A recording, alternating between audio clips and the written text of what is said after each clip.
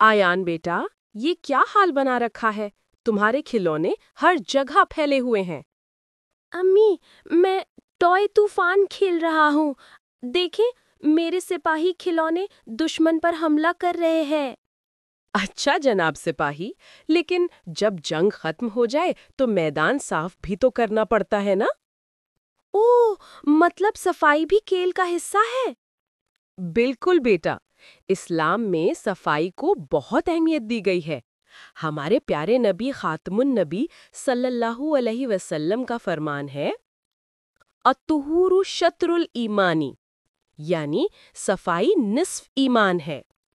वाह, मतलब अगर मैं सफाई करता हूँ तो मैं आधा ईमान हासिल कर लेता हूँ। जी हाँ बेटा, जो मुसलमान साफ सुथरा रहता है, अल्लाह उससे खुश होता है। सफाई से घर खूबसूरत लगता है और दिल को सुकून मिलता है।